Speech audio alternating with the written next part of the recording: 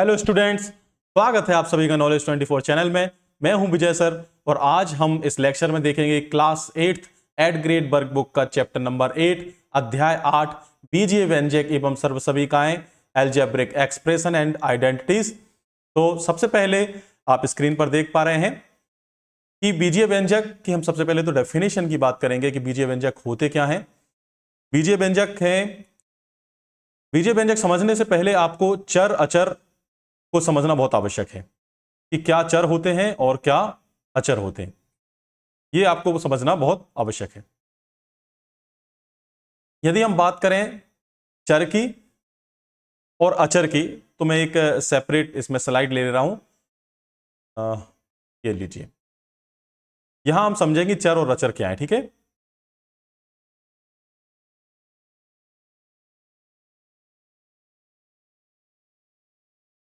चर जिसको हम बोलते हैं वेरिएबल, वेरिएबल वो हैं जिनके खुद के मान फिक्स नहीं है, इनकी जो वैल्यू है वो फिक्स नहीं है, वैल्यू बदलती रहती है। ये समीकरण के ऊपर निर्भर करता है, ये किसी कथन के ऊपर निर्भर करता है। तो हम कह सकते हैं कि इनके मान जो हैं निर्धारित नहीं है, मान निर्धारित नहीं है। जैसे कि एक बहुत अच्छा एग्जाम्पल है, हम जब भी गणित के क्वेश्चन करते हैं और हमें उत्तर नहीं पता होता है कि क्या है तो हम उसको x मान लेते हैं। हम उसे क्या मान लेते हैं? x मान लेते हैं। तो x क्यों मान रहे हैं? क्योंकि हम जो भी हमें स्टेटमेंट क्वेश्चन में दिए गए हैं उन स्टेटमेंट के आधार पर उसको प्रश्न को हल करते हैं और फिर उसका मान हमें निकलता है, उसकी वैल्यू हमें फाइंड आउट होती है। तो चर मतलब कि जिनके हमें मान नहीं पता है हम उनको अल्फाबेट नाम दे देते हैं, कहीं ABC दे देते हैं तो कहीं XYZ दे देते हैं, कहीं ट्रिग्नोमेट्री में हम उसको थीटा दे देते हैं, इसको हम थीटा बोलते हैं। तो ये सब क्या है? चर हैं जिनके मान स्वयं के निर्धारित नहीं है। दूसरी बात आती है अचर की। अचर मतलब जिनके मान निर्धारित हैं, जैसे कि सभी संख्याएं। सभी संख्याओं के खुद के मान हैं। ऐसा नहीं होगा कि आप किसी कभी यदि कोई एक है तो उसको आप एक ही मानेंगे, कोई दो है तो उसको आप दो ही मानेंगे। तो जितनी भी संख्याएं उनके मान कैसे हैं? एक फिक्स्ड वैल्यू हैं। कैसे हैं? फिक्स्ड वैल्यू हैं, निर्धारित मान हैं, इन्हें इसीलिए इनको अचर या कांस्टेंट बोलते हैं। इसके बाद आती है चर, अचर एवं मैथमेटिकल ऑपरेशन, जिनको हम बोलते हैं गणितीय संक्रियाएं। गणितीय संक्रियाओं से यहां तात्पर्य होगा प्लस माइनस, मल्टीप्लिकेशन और सब्सट्रैक्शन। प्लस सॉरी सब्सट्रैक्शन तो माइनस हो गया, और डिवीजन। तो प्लस माइनस, मल्टीप्लिकेशन गुणा और डिवीजन भाग, ये गणितीय संक्रियाएं हैं। आदि लिख देते हैं, और भी हैं लेकिन हमें यहां मुख्य तौर पर इन चार संक्रियाओं का, मैथमेटिकल ऑपरेशन का यहां पर यूज है। तो जब इन चार चीजों से, चलो कुछ चीजें और हम पढ़ेंगे। एक हम पढ़ रहे हैं चर की घात। चर की घात, चर की घात से तात्पर्य, जैसे आपने देखा होगा कहीं एक्स स्क्वायर लिखा है, कहीं एक्स क्यूब लिखा रहता है, कहीं एक्स टू द पावर 4 लिखा रहता है। ये जो एक्स के ऊपर ये संख्या लिखी हुई है, एक्स के साथ नहीं, एक्स के ऊपर जो संख्या लिखी गई है, मतलब आपको पता है जैसे हम 2 का गुणा 2 में करते हैं तो हम इसको कैसा लिख सकते हैं? 2 के ऊपर 2 की पावर, है ना। ऐसे ही यदि चर का गुणा चर से हो रहा है, कितनी बार हो रहा है वही उसकी घात को दर्शाता है। कितनी बार चर का गुणा हो रहा है खुद से, वो क्या दर्शाएगा? उस चर की घात को दर्शाएगा। तो ये चर की घात ऊपर जो लगी हुई है वो क्या कहलाएगी? चर की घात कहलाएगी। अब हम बात करते हैं समान चर और असमान चर की। क्या बात करते हैं? समान चर और असमान चर की। समान चर और असमान चर से मतलब है कि जैसे कि आप x का गुणा x में कर रहे हैं तो ये समान चरों का गुणा हो रहा है। असमान चर का मतलब है कि आप जैसे x का गुणा y से कर रहे हैं। तो जब भी समान चर का गुणा होगा तब जो हमने घात पढ़ी, चर की घात क्या कहलाती है? चर के ऊपर लिखी हुई संख्याएं। तो यहां पर कोई संख्या नहीं लिखी है, मतलब कौन सी संख्या है? एक है। तो ये जब समान चर होंगे तो आप गुणा करेंगे तो वो घातें जुड़ जाएंगी, एक और एक क्या हो गया? 2 हो गया। और जब असमान चर होंगे, जब आप उनका गुणा करेंगे तो जैसे ही संख्याएं थी वैसी ही लिखी जाएंगी। ऐसे ही समान चर में आप जब जोड़ेंगे, क्या जोड़ेंगे? समान चरों को आप जोड़ेंगे तो एक शब्द और होता है गुणांक। क्या होता है? गुणांक, जिसको हम इंग्लिश में बोलते हैं कोफिशिएंट। गुणांक, गुणांक को इसका नाम ही देख सकते हैं आप, संधि विच्छेद करें तो गुणा में अंक। किसके गुणा में अंक? चर के गुणा में अंक। किसके गुणा का अंक है ये? चर के। तो हम बात कर रहे थे कि जब हम चर को जोड़ते हैं तो हमें क्या करना है? केवल उनके गुणांक को जोड़ना है। यहाँ x लिखा है, इनका गुणांक क्या माना जाएगा, 1 माना जाएगा। तो ये 1 और 1 कितने हो गए, 2x हो गए। यदि ऐसा लिखा होगा 3x माइनस 2x लिखा होता, तो हमें क्या करना है, केवल गुणांक को, ये समान चर के ही जो पद हैं, इनको क्या बोलते हैं, पद बोलते हैं। ये भी एक पद हो गया, एक पद। धन और ऋण पद बनाते हैं, धन और ऋण क्या करते हैं, पद को सेपरेट करते हैं। बीजीय, अब देखिए पहले तो हम बात करें बीजीय व्यंजक क्या है। चर, अचर एवं गणितीय संक्रियाओं को एक साथ लिखने के तरीके को ही क्या बोलते हैं, बीजीय व्यंजक बोलते हैं। चर, अचर और गणितीय संक्रियाएं जिसमें शामिल हों उसे ही हम क्या कहते हैं, बीजीय व्यंजक कहते हैं। फिर हमने उसके कुछ और गुण पढ़े, चर की घात क्या होती है, समान चर क्या होते हैं, असमान चर क्या होते हैं, गुणांक क्या होता है। तो जैसे क्वेश्चन लिखा 5x प्लस एक्स स्क्वायर, तो यहां पर हम आपसे क्वेश्चन क्या बोलेगा, x का गुणांक क्या है, तो x का गुणांक क्या है, 5। चिन्ह के साथ बोलना है, यदि ये माइनस लगा होता तो हम बोलते x का गुणांक है -5। फिर आपसे पूछा एक्स स्क्वायर का गुणांक क्या है, तो आप कहते एक्स स्क्वायर के साथ कोई संख्या नहीं लिखी, मतलब क्या है, 1 है। क्या है, 1 है गुणांक। तो मैं यहां बात कर रहा था यहां पर जोड़ और घटाना की, एडिशन और सब्सट्रैक्शन की। तो समान चर ही केवल जुड़ेंगे, असमान चर नहीं जुड़ेंगे। यदि असमान चर जैसे कि यहां पे 3x माइनस 2x कितना हो जाएगा, x। इसको हमें घटाना है अचर को, 3 अचर मतलब इसका गुणांक जो है 3 में से 2 जाएंगे तो क्या आएगा, 1x। 1x को हम x ही लिखते हैं। लेकिन कुछ इस टाइप से प्रश्न होता है 3x प्लस 5y, तो इनकी जाति मतलब कि इन असमान चर हैं। ये कैसे चर हैं, असमान। तो असमान चर का ना तो ऐड होगा ना सब्सट्रैक्ट, मतलब ना तो जुड़ेंगे ना घटेंगे, जैसे थे वैसे ही रहेंगे। तो इसका उत्तर सीधा 3x प्लस 5y ही होगा। लेकिन वहीं हम यदि इसके गुणा की बात करते, मल्टीप्लिकेशन की बात करते, तो हमें 3 चीजें गुणा में देखनी है। देखिए सबसे पहले यदि मैं बात कर रहा हूं बीजीय व्यंजक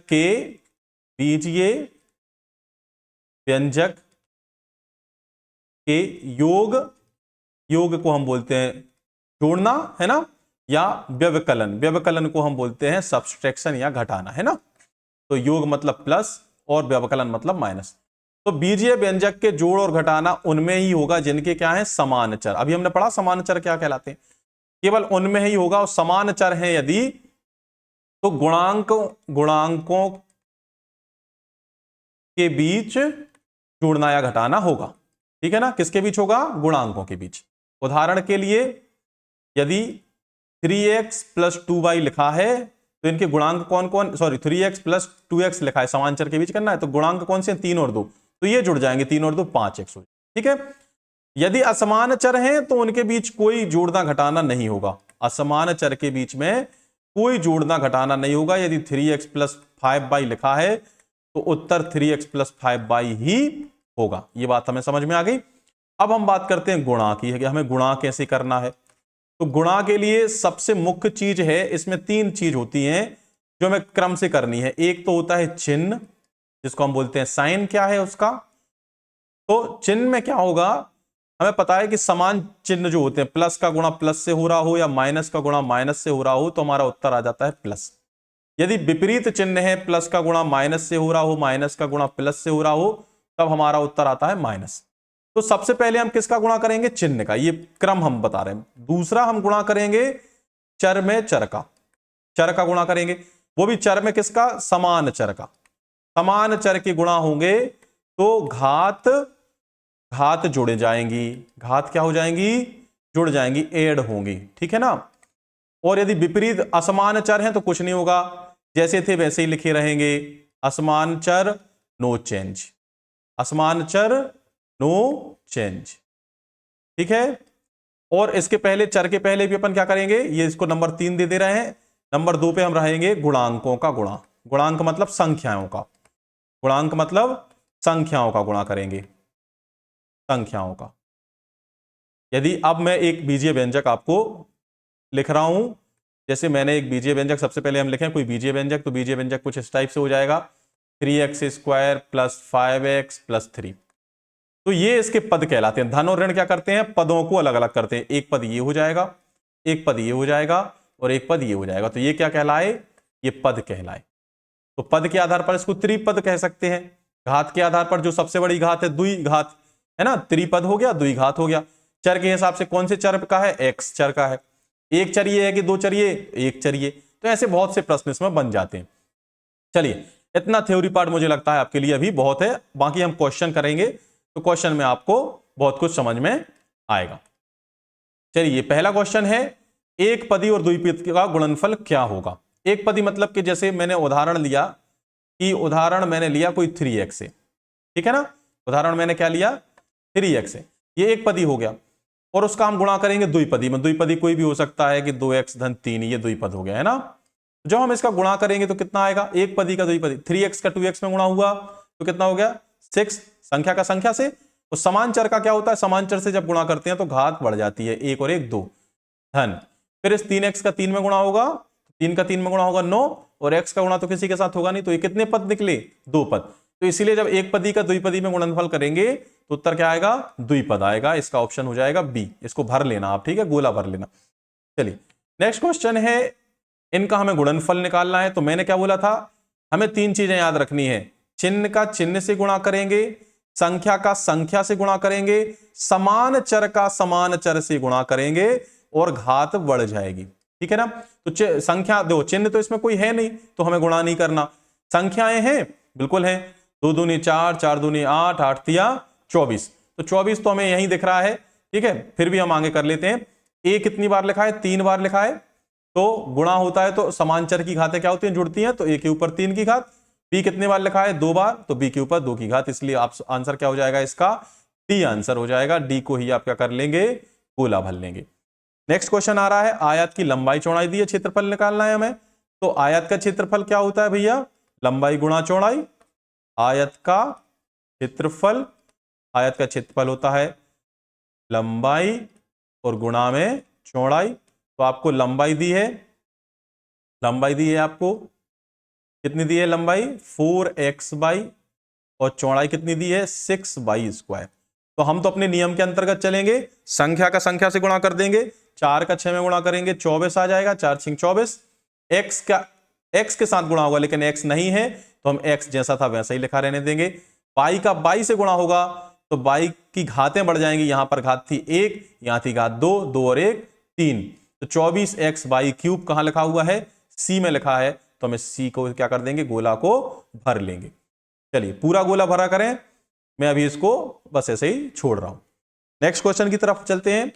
यहां पर एक तार है और उसमें से दूसरा तार छोटा सा मतलब काट लिया गया है, एक तार में से 7x-4 मीटर लंबा तार है, उसमें से 3x-4 मीटर लंबा काट दिया गया है। देखिए, जब भी हम व्यंजकों को घटाएंगे आप इतना याद रखें कि हमें क्या करना है कि दूसरे जो इसको हम घटा रहे हैं, किसको घटा रहे हैं, इस दूसरे व्यंजक को घटा रहे हैं, किसको घटा रहे हैं, इस दूसरे व्यंजक को। तो इसके जो भी चिन्ह थे हम बस वो पलट देंगे, जहां धन था वहां ऋण कर देंगे और जहां ऋण था वहां पर धन कर देंगे। 3x काय में था प्लस में तो हम यहां लिखेंगे माइनस में, और 4 काय में है माइनस में तो हम लिख देंगे प्लस में। जब भी ये कब करना है, हमें दूसरी पार्टी के चिन्ह कब पलटने हैं, जब हमारे पास क्या हो, माइनस करना है, हमें क्या करना है, घटाना है हमें, ठीक है। काट रहे हैं, तार में से काट लिया है मतलब क्या कर रहे हैं, माइनस कर रहे हैं, सब्सट्रैक्ट कर रहे हैं।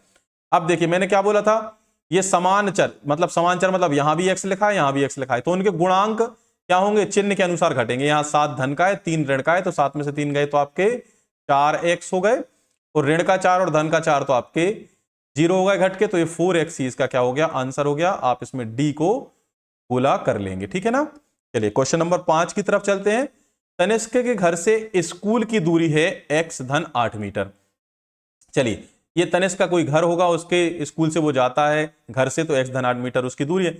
आने जाने में कितनी क्या लगेगी, उसको दूरी तय करनी पड़ी, तो x धन 8 मीटर जा रहा है, x धन 8 मीटर ही क्या होगा, वो वापस आएगा। तो हम लिखें एक मिनट, तो हम इस टाइप से करें कि x धन 8 मीटर तो वो गया है ना, जाएगा, और आएगा कितना, आने में आना भी होगा उसका x धन 8 मीटर। तो दोनों को हम क्या कर दें, कुल यदि हमें करना है तो हम दोनों को जोड़ दें, x और x जुड़ जाएंगे। जोड़ने में क्या होता है, मैंने बताया था जोड़ेंगे तो गुणांकों को जोड़ते हैं, कुछ नहीं गुणांक तो 1 है, 1 और 1 2, x और x कितना होगा,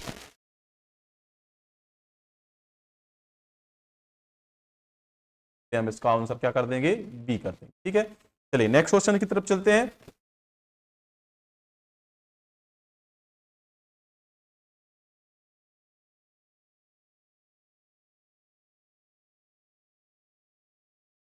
मान मतलब कि जैसे यहाँ p वर्ग है तो p वर्ग के साथ ही वो क्या होगा, जुड़ेगा या घटेगा, और उसके गुणांक जुड़ते या घटते हैं। तो पहले क्वेश्चन में ये p वर्ग लिखा है और यहाँ ऋण का माइनस का 3p वर्ग लिखा है, तो जब कैसे है, यहाँ p वर्ग किसका है, 1 प्लस का, वो भी ये माइनस का, तो बड़ी संख्या किसकी है, माइनस की, तो उत्तर भी क्या में आएगा, माइनस में। घटा देंगे अपन, 3 में से 1 जाएगा तो 2p वर्ग, ठीक है ना।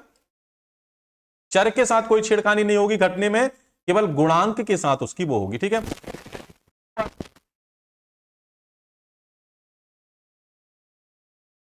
माइनस का 2p क्यों है, तो दोनों जब माइनस के हैं माइनस की रहेंगे, गुणा में माइनस माइनस प्लस होगा तो माइनस।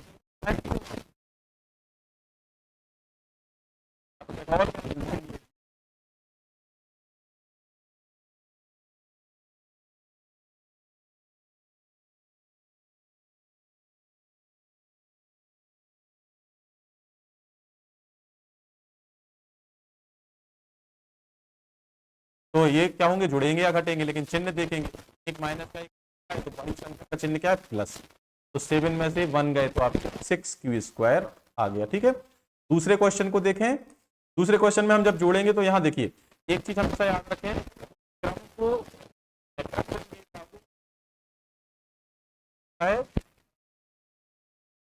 x के, ठीक है, पालन कर।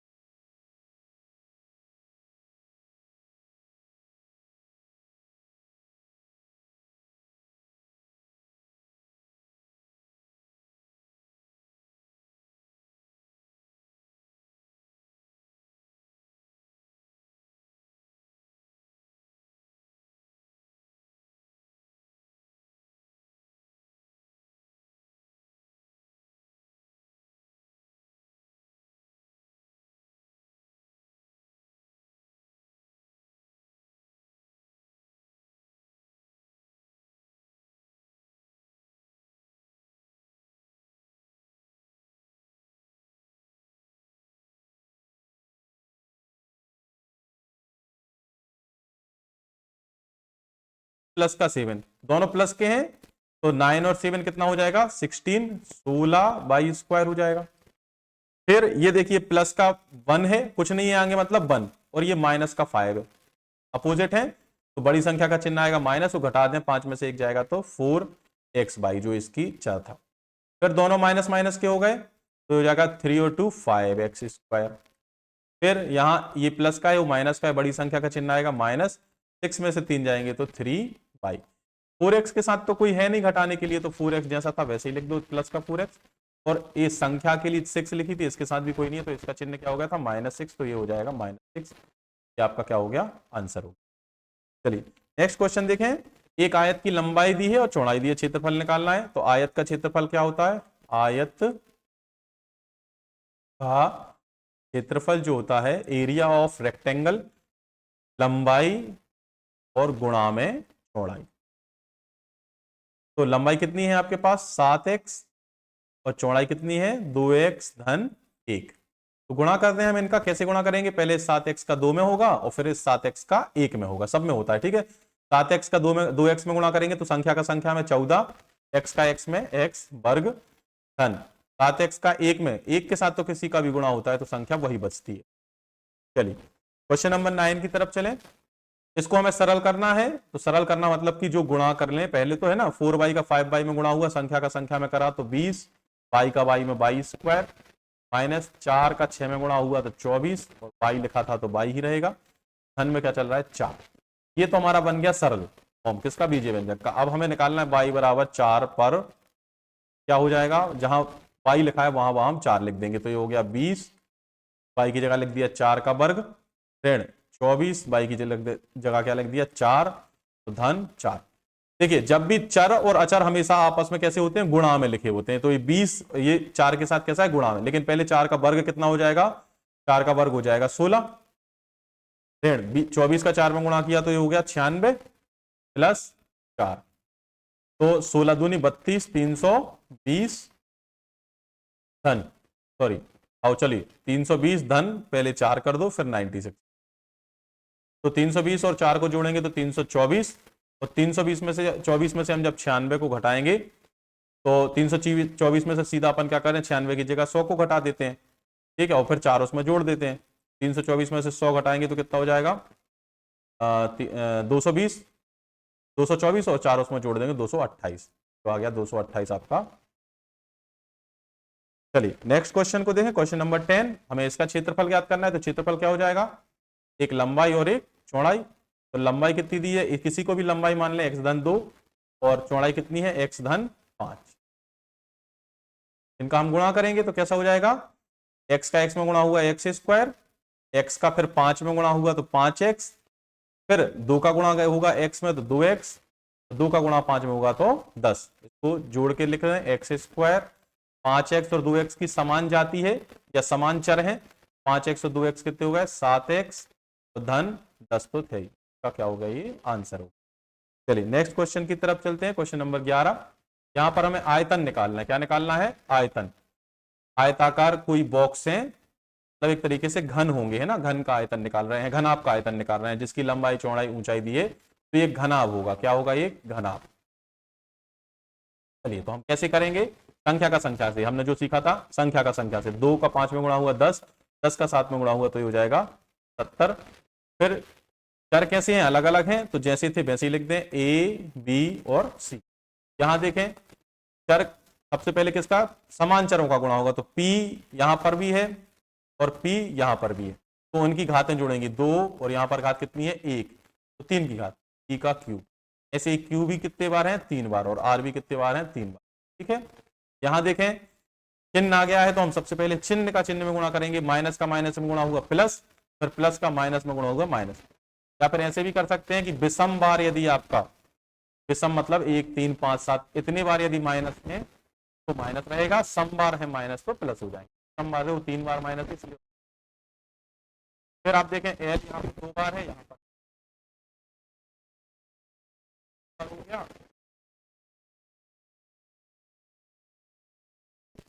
ठीक है, यहाँ पर आप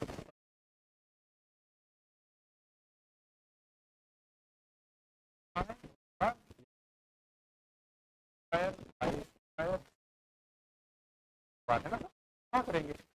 चलिए क्वेश्चन नंबर 12 देखते हैं, एक वर्ग है, इस परिमाप दिया है, तो वर्ग का परिमाप क्या होता है, का जो होती है उसकी 4 भुजाएं, चारों भुजाएं समान, ये वर्ग का परिमाप जो होता है 4 भुजा, 4 गुणा दिया है, 4 गुणा भुजा 8 वर्ग, क्या है आपको 4 का हम पक्षांतर करें तो हमें भुजा का मान आ जाएगा, 4 का पक्षांतर आ जाएगा बटे में 8 देगा, यहाँ पर बटे में आएगा तो 8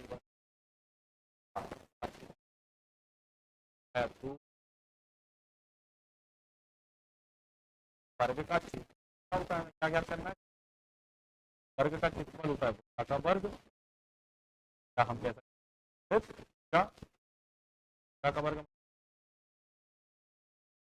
आपकी भुजाई वर्ग वर्ग का एक बार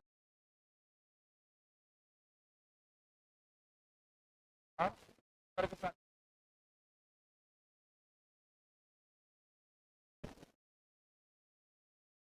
चलिए क्वेश्चन नंबर 13 की तरफ चलते हैं,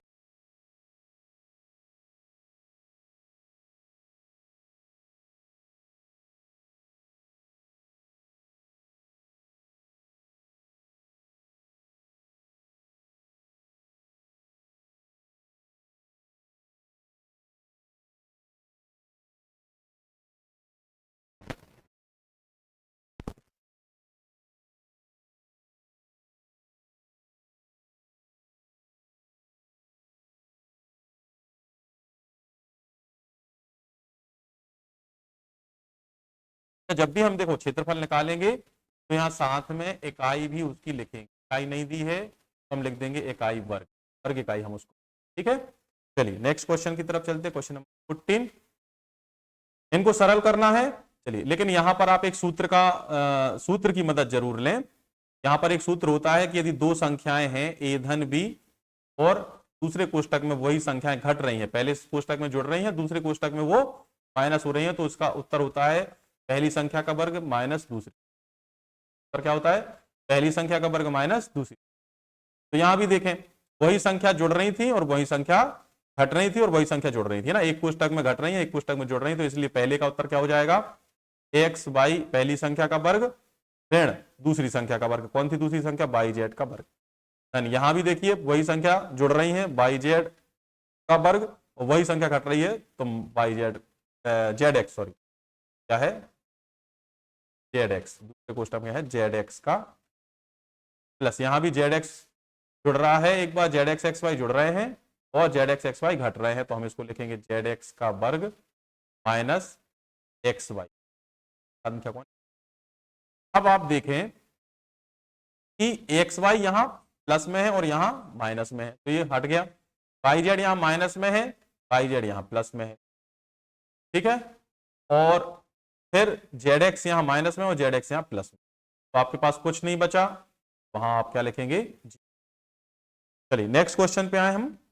नेक्स्ट क्वेश्चन में बोल रहा है पहले हम आकृति को पूरा करें, तो आप यहां देख पा रहे होंगे, देखो यहां पर एक बॉक्स था, फिर उसके ऊपर साइड में ऊपर भी एक बॉक्स लगा, नीचे भी एक बॉक्स लगा, फिर ऊपर दो बॉक्स लगे, साइड में दो बॉक्स लगे, फिर तीन बॉक्स लगे, है ना, साइड में, और तीन बॉक्स यहां लग गए, चार बॉक्स यहां लग गए, चार बॉक्स यहां लग गए। नेक्स्ट आकृति कौन सी होगी? नेक्स्ट आकृति होगी एक बॉक्स तो रहेगा ही आपका, अब यहां कितने बॉक्स लगेंगे? 5, 1 2 3 4 और ये 5 बॉक्स, 1 2 4 और 5, ये बीच वाला सेंटर का तो है, ऐसे ही 5 ऊपर भी लगेंगे, ये आपने 5 ऊपर भी लगा दिया, 1 2 4 5 2, ठीक है ना। तो ये हो गई आपकी आकृति नंबर 6, ये इसका उत्तर हो गया। दूसरा कह रहा है स्पष्ट कीजिए आकृति की संख्या और उसमें उपयोग किए गए इकाई वर्गों की संख्या किस प्रकार से संबंधित है, दूसरे क्वेश्चन में। तो हम देख पा रहे हैं कि आकृति जैसे छठवीं थी, है ना, आकृति की संख्या क्या लिखे हम? आकृति की संख्या,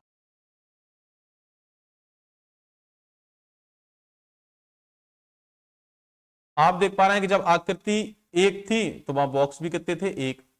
जब आकृति की संख्या 2 हुई तो बॉक्स कितने हो गए? 2 धन 1, 3 हो गए, है ना। जब आकृति की संख्या 3 हुई तो बॉक्स कितने हो गए? आपके बॉक्स हो गए 6, है ना। बॉक्स यहां पर आकृति, यहां पे एक, फिर 3, फिर यहां पे 6, सॉरी 6 नहीं हुए, 5 हुए हैं 5, और फिर कितने हो गए? 7, और फिर कितने हो गए? 9, है ना, और फिर कितने हो गए? 11। मतलब आकृति की संख्या कैसे बढ़ रही है? एक दो दो के गैप से बढ़ रही है। कैसी बढ़ रही है? दो दो के गैप से। या कह सकते हैं कि 5वीं जब आकृति थी तो 9 बॉक्स थे, चौथी आकृति थी तो 7 बॉक्स थे। तो आपको एक यहां पर रिलेशन दिख रहा होगा कि दुगने से एक कम है बॉक्स। देखिए छठवीं आकृति में बॉक्स कितने? 11, मतलब 6 का दुगना क्या करेंगे? 12 हो जाएगा, 12 में से एक घटाएंगे तो 11 आ जाएगा। तो हम लिख सकते हैं कि आकृति की संख्या बराबर 2 गुना, मतलब वर्गों की संख्या, यहां क्या लिखे हम? आकृति नहीं, वर्गों की संख्या।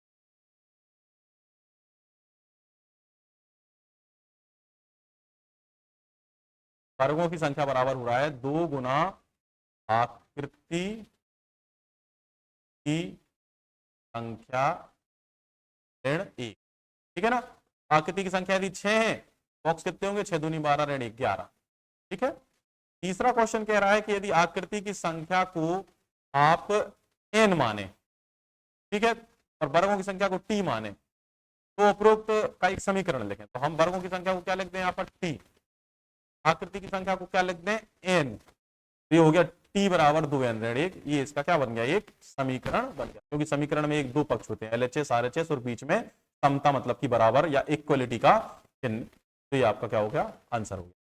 Thank you so much. ये हमारा चैप्टर अभी पूरा कंप्लीट होता है और यदि आपको अच्छा लगता है तो आप इसे लाइक शेयर सब्सक्राइब करें और कमेंट में मुझे जरूर बताएं कि आपको ये चैप्टर कैसा लगा। Thank you.